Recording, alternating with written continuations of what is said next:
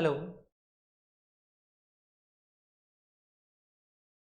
Hello guys, most welcome. हम कर रहे हैं फाइनेंशियल मैनेजमेंट के अंदर चैप्टर नंबर फर्स्ट हमने स्टार्ट किया है, introduction to financial management. Chapter number first का ये लेक्चर नंबर सेकंड है। आज पहले एक लेक्चर मैं अपलोड कर चुका हूं और उसमें मैंने फाइनेंशियल मैनेजमेंट के इंट्रोडक्शन के बारे में आपको काफ़ी कुछ बताया था, जिसके अंदर हमने मेन समझा था कि जो फाइनेंस है वो किसी भी ऑर्गेनाइजेशन के अंदर ब्लड की तरह काम करता है। जैसे हमारे बॉडी में जो ब्लड का काम है वो किसी भी ऑर्गेनाइजेशन के अंदर, किसी भी बिजनेस या कंपनी के अंदर वो फाइनेंस का काम होता है। तो फाइनेंस जो है किसी भी ऑर्गेनाइजेशन का एक ब्लड होता है। ओके, आज इसके अलावा थोड़ा बहुत और पढ़ा था हमने, लेकिन उसको मैं रिपीट नहीं करूंगा। यूट्यूब पे फर्स्ट लेक्चर पहले से पढ़ा है, आप उसको जाके वापस देख सकते हैं। लेक्चर नंबर सेकंड है, उसके अंदर आज हम बात करेंगे स्कोप ऑफ फाइनेंशियल मैनेजमेंट की। अब स्कोप जो है फाइनेंशियल मैनेजमेंट का वो दो है, एक ट्रेडिशनल अप्रोच के रूप में, एक मॉडर्न अप्रोच के रूप में। और उसके बाद में जो फाइनेंस मैनेजर होता है वो कौन कौन से डिसीजंस लेता है उसके बारे में हम बात करेंगे। तो यहाँ पर थ्योरी ना बढ़ा के मैं थोड़ा सा आपको बोर्ड पे ले जाऊंगा और वहां पर अच्छे से समझाने का ट्राई करूंगा और आई होप आपको समझ में भी आएगा। आप नए हैं तो प्लीज़ चैनल को सब्सक्राइब कर लीजिए, वीडियो को लाइक कर दीजिए। आपके सपोर्ट की ज़रूरत है ताकि बीकॉम के लिए, बीबीए के स्टूडेंट्स के लिए इसी तरीके से हम लेक्चर लाते रहें। तो आइए समझते हैं फाइनेंशियल मैनेजमेंट, और उसके अंदर हम समझ रहे हैं स्कोप ऑफ एफएम। लिख दूं फाइनेंशियल मैनेजमेंट क्या स्कोप है। तो स्कोप के अंदर दो चीजें देखते हैं। एक देखते हैं हम ट्रेडिशनल अप्रोच। क्या देखते हैं? Traditional approach.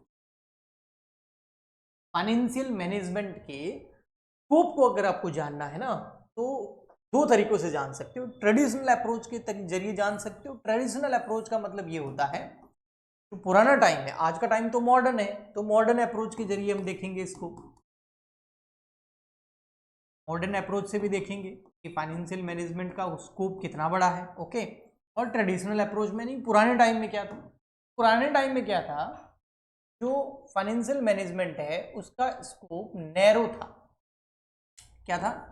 Very narrow. ठीक है, और आज के टाइम में मॉडर्न में क्या है? बहुत वाइडर है। और पहले क्या था? Very narrow. ऐसा क्यों? क्या पहले फाइनेंस की, मनी की, फंड की इतनी इंपॉर्टेंस नहीं थी और उसके लिए फाइनेंस मैनेजर को भी अपॉइंट किया जाता था। जो फाइनेंस मैनेजर है ना, ठीक है, वो फाइनेंस मैनेजर जो है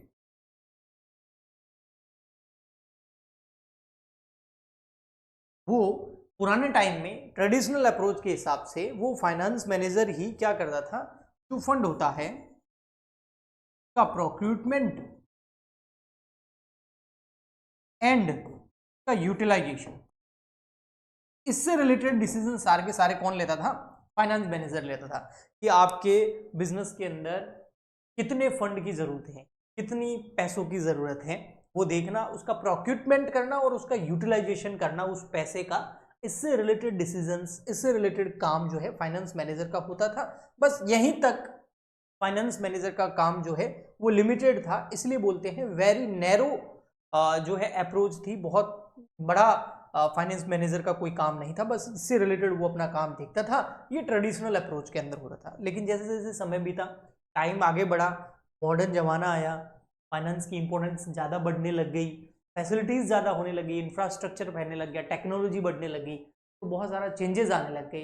और पहले एक आसपास एरिया में बिजनेसेस होते थे, फिर स्टेट लेवल पर, नेशनल लेवल, इंटरनेशनल लेवल, और पूरी ये दुनिया जो है टेक्नोलॉजी की वजह से एक विलेज के रूप में आ गई है ना। तो उस वजह से फिर मॉडर्न अप्रोच के अंदर जो फाइनेंस मैनेजर है उसका काम भी बढ़ गया, और फाइनेंस को जो है, फाइनेंस का जो एरिया है, उसका जो स्कोप है वो बहुत बड़ा हो गया, वाइडर हो गया। तो यहाँ पर जो फाइनेंस मैनेजर है उसका काम क्या होता है? यहाँ पर जो फाइनेंस मैनेजर है उसका काम ये तो था ही कि फंड का क्या करना? प्रोक्यूटमेंट करना।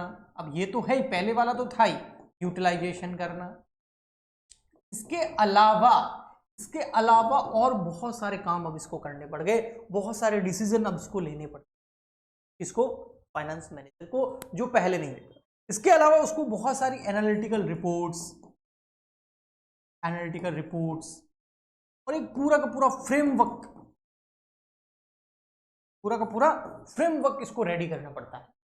आजकल फाइनेंस से रिलेटेड कोई भी डिसीजन लेना हो तो उसका बेस होता है, उसकी पूरी रिपोर्ट्स होती है, उसके फैक्ट्स होते हैं, उसके प्लस माइनस होते हैं, डिसीजन से क्या हमें हासिल होगा, क्या नहीं होगा, क्या ड्रॉबैक है, क्या लिमिटेशंस है, क्या बेनिफिट्स है, क्या अपॉर्चुनिटीज है, क्या थ्रेट्स है, वो सब कुछ देखना होता है।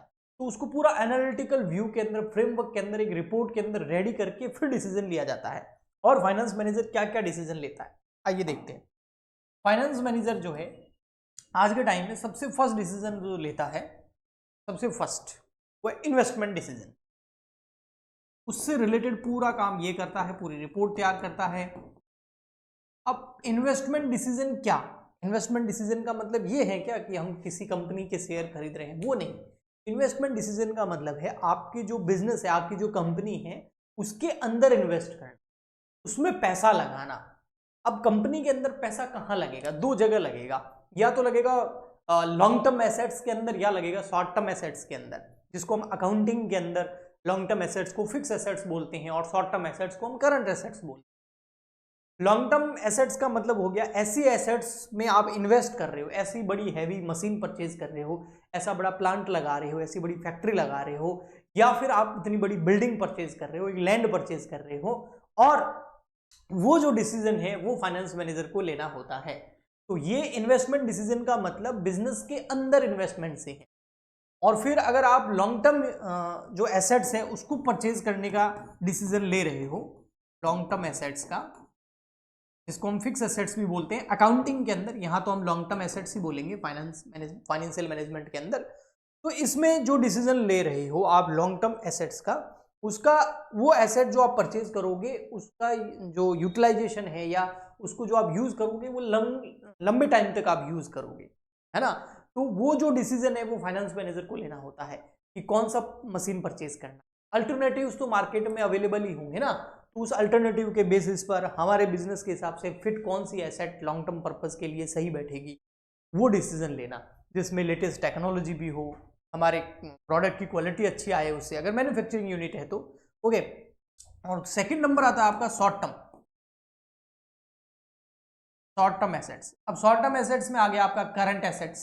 शॉर्ट टर्म एसेट्स में क्या आ गया आपका, करंट एसेट्स आ गया, जैसे इन्वेंट्री आ गया, स्टॉक आ गया ये। अब जो लॉन्ग टर्म एसेट्स से रिलेटेड हम डिसीजन लेते हैं उसको हम बोलते हैं कैपिटल बजटिंग। क्या बोलते हैं, फाइनेंशियल मैनेजमेंट के अंदर उसको हम क्या बोलते हैं, कैपिटल बजटिंग। ये बहुत इंपॉर्टेंट चीज है, ये आगे एक चैप्टर भी आएगा कैपिटल बजटिंग। तो कैपिटल बजटिंग में हम क्या करेंगे, जो लॉन्ग टर्म एसेट्स हैं, ऐसी एसेट्स जिसका यूटिलाइजेशन बहुत सालों तक होगा, लंबे टाइम तक होगा, एक साल से ज्यादा अवधि के लिए होगा, तो वो उससे रिलेटेड जो हम डिसीजन लेते हैं उसको कैपिटल बजटिंग बोलते हैं। और सिंपल सी बात है, अगर इतना बड़ा कोई आप हैवी इन्वेस्टमेंट कर रहे हो तो उसमें पूरा पैसा कैपिटल के थ्रू ही लगेगा, ठीक है। और नेक्स्ट है आपका, इसलिए उसको कैपिटल बजटिंग बोलते हैं। नेक्स्ट है शॉर्ट टर्म एसेट्स। इससे रिलेटेड अगर आप डिसीजन ले रहे हो तो उसको हम पढ़ेंगे आगे, और उसको हम बोलते हैं working management, working capital management. Working capital management के अंदर हम उसको पढ़ते हैं, इस डिसीजन को पूरा समझते हैं। वर्किंग कैपिटल आपको बताइए, आपने रेशियो नाम का चैप्टर पढ़ा होगा क्लास 12 के अंदर। इसमें होता है वर्किंग कैपिटल का formula current assets minus current liability, है ना, कि एक बिजनेस को जो डेली रूटीन में जो खर्चे चलते हैं उसके लिए उसको जो कैपिटल चाहिए उसको वर्किंग कैपिटल बोलते हैं। तो उस वर्किंग कैपिटल का मैनेजमेंट जो है वो, उसके अंदर हम डिसीजन लेते हैं किसका, शॉर्ट टर्म एसेट्स का, कि शॉर्ट टर्म एसेट्स को कैसे मैनेज करना है। ओके, तो ये हो गए इन्वेस्टमेंट से रिलेटेड डिसीजन। अब इन्वेस्टमेंट से रिलेटेड डिसीजन कौन लेता है, फाइनेंस मैनेजर लेता है। वो चाहे लॉन्ग टर्म एसेट परचेज करने का ले रहा है या शॉर्ट टर्म एसेट परचेज करने का ले रहा है, यानी इनमें इन्वेस्ट करने का ले रहा है, लेकिन उसके लिए उसको फंड की जरूरत तो पड़ेगी ना। हाँ, तो नेक्स्ट का जो डिसीजन होगा वो होगा फाइनेंशियल डिसीजन। फाइनेंशियल डिसीजन का मतलब क्या हो गया कि भैया आपका जो फंड है ना, कि आपको रिक्वायरमेंट है, पैसों की ज़रूरत है ना, तो ये जो आप डिसीजन ले रहे हो ना, चाहे आप लॉन्ग टर्म एसेट्स को परचेज करने का या शॉर्ट टर्म एसेट में इन्वेस्ट करने का, वर्किंग कैपिटल या कैपिटल बजटिंग के अंदर आपको पैसा चाहिए ना, वो पैसा कहाँ से आएगा, उस फंड की रिक्वायरमेंट पूरी कहाँ से करोगे, ये डिसीजन भी, कहाँ से आएगा पैसा, ये डिसीजन भी फाइनेंशियल मैनेजर या फाइनेंस मैनेजर लेता है। और ये कहाँ से पैसा आएगा, तो दो जगह होती है इसके आने की। एक तो आता है भैया शेयर होल्डर फंड से, है ना, शेयर होल्डर फंड, यानी कि जो ऑनर है वो खुद पैसा लगाए, ठीक है। और इसके अलावा आईपीओ निकाल सकते हैं, इनिशियल पब्लिक ऑफरिंग जो निकालती है ना, पब्लिक कंपनी निकालती है आईपीओ, तो वो आईपीओ निकाल के पब्लिक को शेयर इशू करके फंड उठा सकती है, एक तो तरीका ये है। दूसरा है बोरोड फंड। बोरोड फंड का मतलब हो गया आपका लोन। अब लोन ले लो, अब लोन में भी डिबेंचर इशू कर सकते हो, या किसी फाइनेंशियल इंस्टीट्यूशन से लोन ले सकते हो, फॉरेन इन्वेस्टिंग ला सकते हो। लोन में फिर आपको इंटरेस्ट पे करना पड़ेगा, तो इंटरेस्ट पे करना चाहते हो, या फिर आप शेयर होल्डर्स जो है उनसे और पैसा ले रहे हो, उनको शेयर इशू करके, और उसके बदले में आप अपनी भागीदारी, अपनी जो कंपनी का हिस्सा है वो उनको दे रहे हो, और इसके अलावा आपको उनको प्रॉफिट में हिस्सा देना पड़ेगा, जिसको हम डिविडेंड बोलते हैं। तो अगला जो डिसीजन है जो फाइनेंस मैनेजर लेता है वो है डिविडेंड डिसीजन, थर्ड नंबर। तो फर्स्ट हो गया कौन सा, इन्वेस्टमेंट, सेकंड हो गया फाइनेंशियल डिसीजन, और थर्ड नंबर आएगा आपका डिविडेंड डिसीजन। ये अच्छे से समझना, डिसीजन। अब डिविडेंड होता क्या है, सबसे पहले तो आपको ये पता होना चाहिए। देखो कोई भी कंपनी होती है ना, हाँ, उस कंपनी में पैसा कौन लगाते हैं, शेयर होल्डर्स, यानी कि बहुत सारे शेयर होल्डर होते हैं पब्लिक कंपनी में तो, और प्राइवेट कंपनी में थोड़े कम होते हैं, कम से कम 2, ज़्यादा से ज़्यादा 200 हो सकते हैं। पब्लिक में कम से कम 7 होते हैं, और ज़्यादा से ज़्यादा कितने भी हैं, ओके। तो कंपनी क्या करती है, इनको शेयर इशू करती है, ठीक है।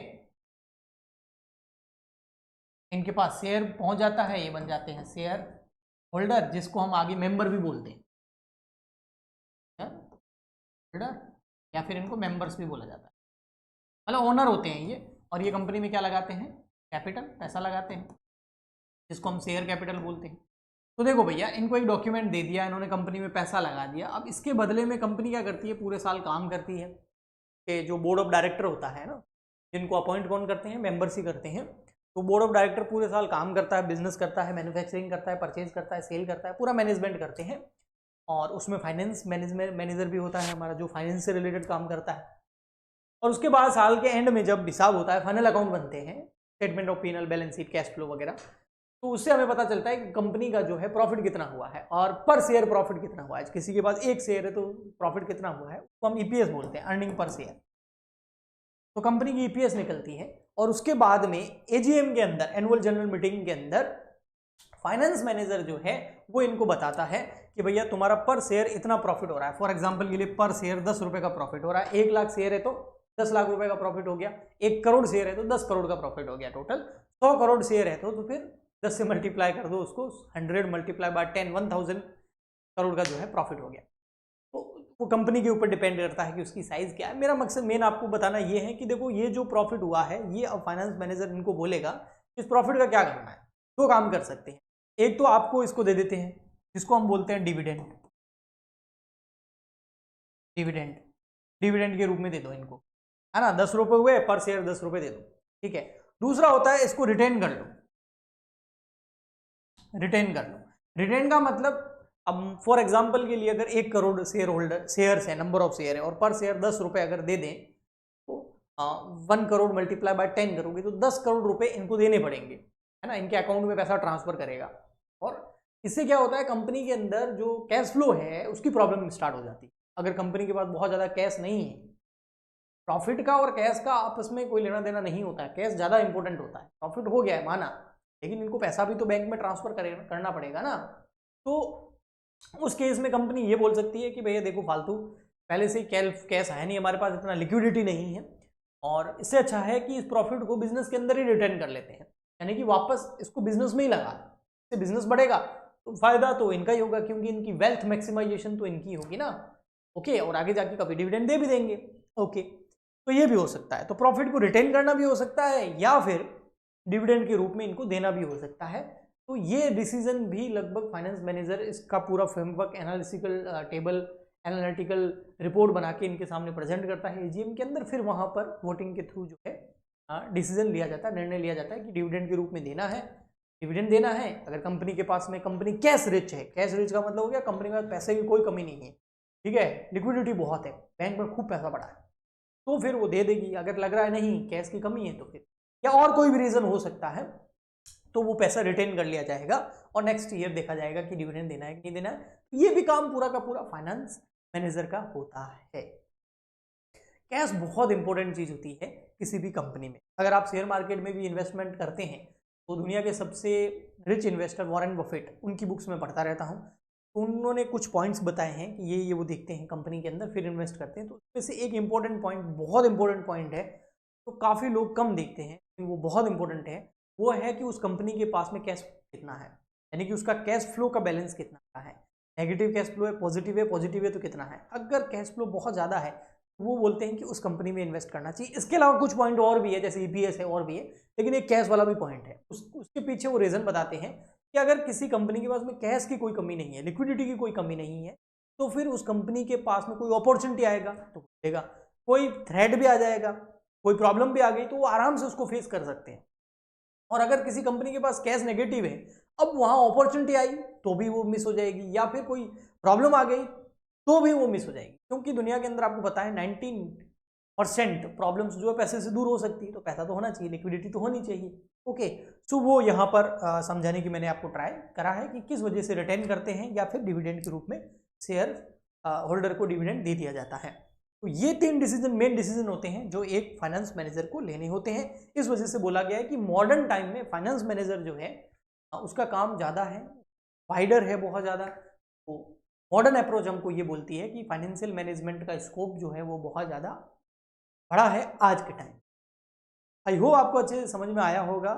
लेक्चर नंबर 2 आज का मैं यहीं पर समाप्त करता हूं और मिलेंगे नेक्स्ट लेक्चर में और इस चैप्टर को बढ़ाएंगे आगे। प्लीज़ लाइक शेयर सब्सक्राइब जरूर करें, कमेंट जरूर करें अगर आपको अच्छा लगा है, समझ आया है। मिलते हैं नेक्स्ट लेक्चर में, आज के लिए इतना ही, तब तक गुड बाय।